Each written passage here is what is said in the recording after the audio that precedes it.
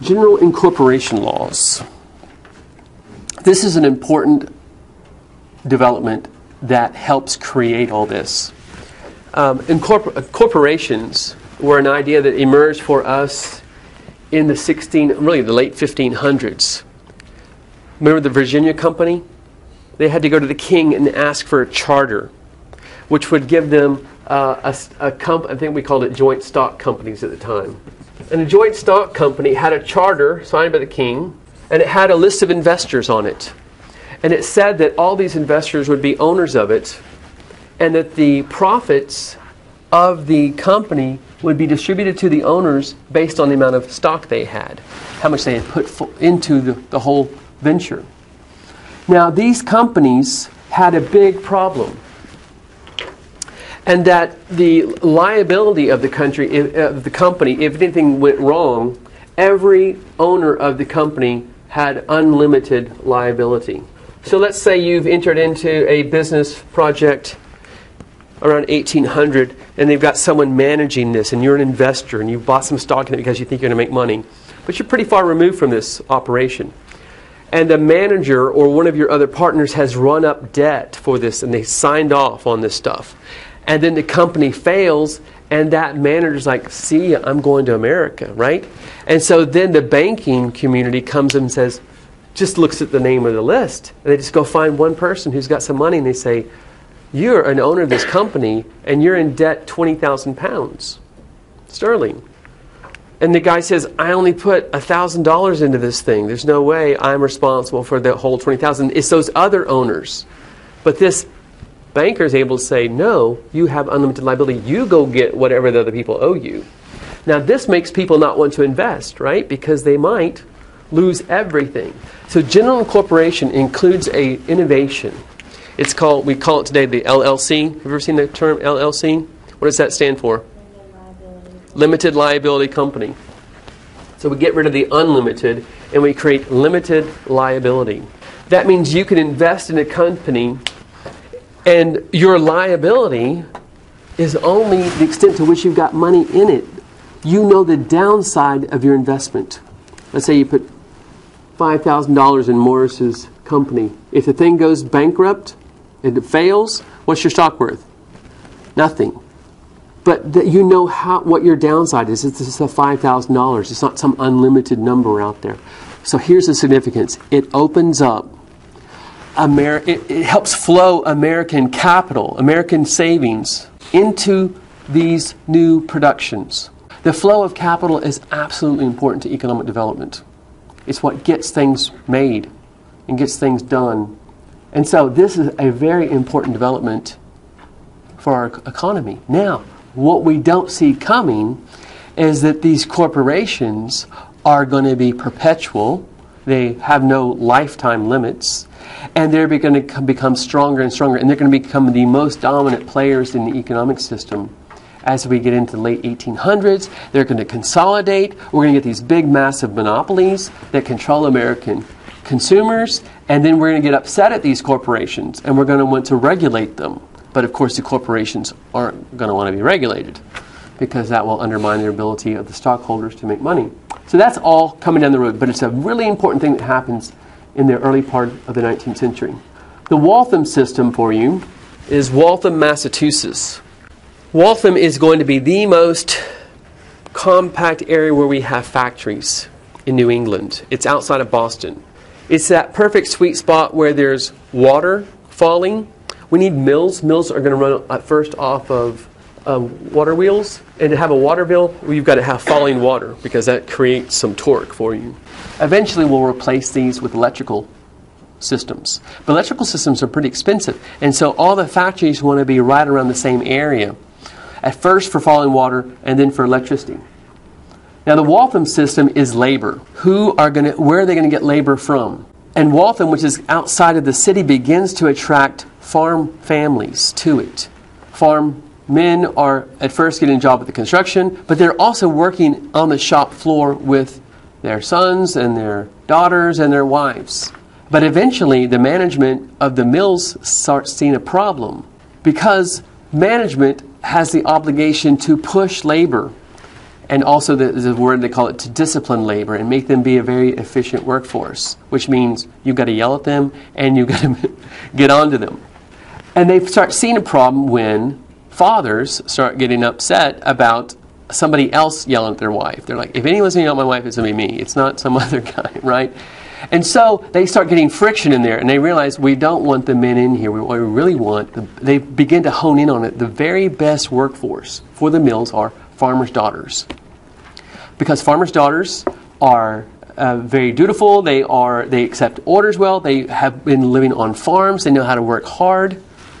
They don't require much wages. And so it's the perfect workforce. But then you guys read about, I think, the Factory Girls Association. The Factory Girls Association is our first organized labor that utilizes a strike. The women are frustrated when at Lowell Mills, which by the way has thousands of spindles and hundreds of rooms where these women are working. Lowell had been expanding and expanding. These mills are quite large. And not only does Lowell, this guy named Francis Cabot Lowell, bring investment in to create this, other companies follow suit. There's the Hamilton Company, it's in Lowell. The Merrimack is in Lowell. Now, as more and more factories get built, they're trying to anticipate the amount of demand out there for their products. But as they create more and more factories, they are raising the supply. And in the 1830s, when we have that circular species crash, guess what happens to demand for these textiles? As people have less money, they've got right, demand goes down. So now all these factories are seeing their prices go down, and so they want to control their costs. So what do? Yes, they go and announce that the women will not make 25 cents a day anymore. They're going to make 22 cents a day beginning tomorrow. And the women are tired of this. And they already complain in the fact that the machines have been sped up. And they're working more intensely every hour. And they're getting paid less money. And that simply seems wrong, right? Now, if they complain and say, I'm not working for 21 cents, forget it. What happens to you? Yeah, you're like, fine, go do something else. There's another girl we'll hire. But then, what's the moment they realize? What do they need to do? They need to organize. And they need to all agree that they'll walk out. And there's this famous moment in Lowell when the Factory Girl, well, first of all, the Factory Girl Association have to get formed. So that's your ID for you. It's the understanding of the women that they're going to have to unite their efforts in order to get business to listen to them. Now, an interesting thing about Lowell is that he wants to bring his workforce in and have them live close to the factory. By the way, this is if you work for Lowell, your life is not your own. There's a series of bells that run your life. First bell's at 4:30 in the morning, and the second is at 6:20. And you've got to be at your workplace. They're all living in these boarding houses. And the boarding houses are run by people that Lowell owns the houses. And Lowell hires managers of the houses, usually maybe a husband-wife team that used to be in the countryside who've now come in town. Now, here's the thing that they've got to do. They live very orderly lives. The young ladies don't have their freedom. They have to be at church every Sunday, and they're not allowed to date while they're living there. Because, here's the problem, most farming family fathers want their daughters to be able to have a good marriage and get married. And the tradition in America was to go from your father's home to your husband's home. So that the perception of the integrity of your chastity is in place. This was highly important to Americans in this period. And so the only way that farming family fathers are going to let their daughters go work someplace like this, if this paternalistic, father-like family structure is intact to keep these girls from losing their social value. And so these are the regulations they have to live by. And their lives are very regulated, right? You can look up here. The company will not employ anyone who is habitually absent from public worship on the Sabbath or whose habits are no longer regular and correct. All persons entering employment at the company are considered as engaged for 12 months, so it's a contract for this period of time. Smoking within the factory yards will not be permitted. Payroll will be made up.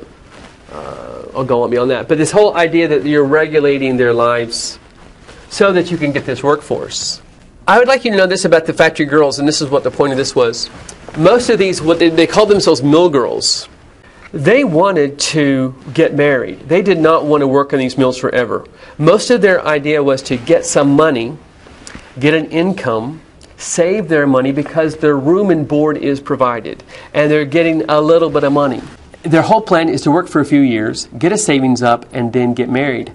Now the mill girls become an attractive idea for young men because they've got what? They've got some money. And so these farmers, young men from New England who are out there working on a construction site, do they want to be construction workers?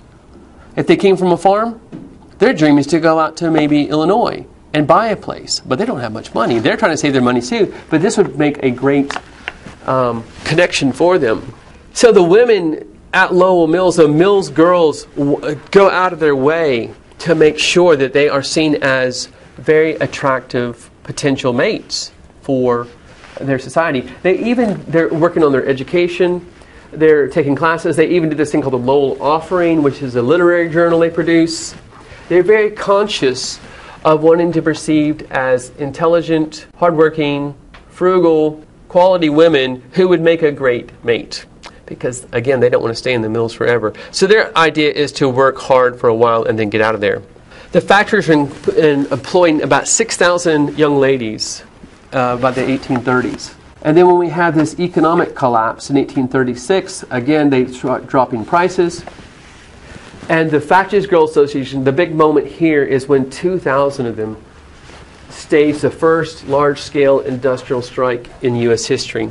You can see the statement that they issue when they march out there. Whereas the gripping hands of avarice, which is greed, and oppression have been raised against 8,000 females in the mills of Lowell, and our wages have been a second time reduced, although we believe the companies are receiving from 15 to 20% annual profit on their stocks.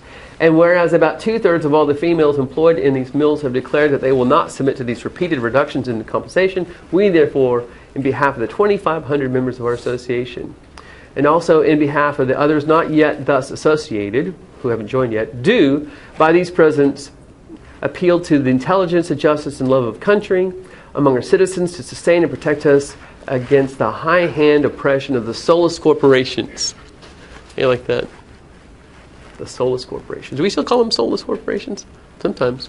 And we hereby solicit those manufacturing companies in other places that have not yet joined the combinations against us to employment for thousands of our number who are now unemployed. Because guess what happens to the girls when they got there on strike?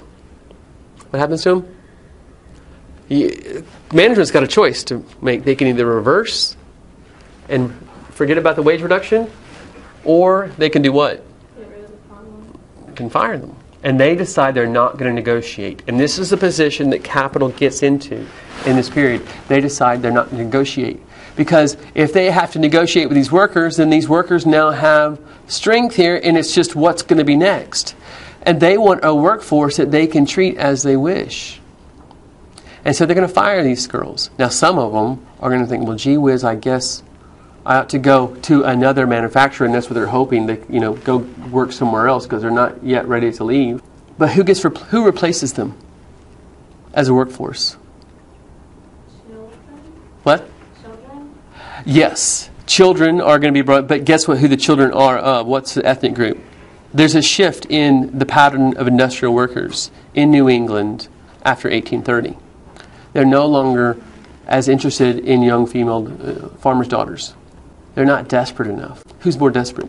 The Irish are, right? And so Irish families begin to move to Lowell. And they they got all kinds of hell break loose, right? Between the Anglos in Lowell versus the Irish coming in.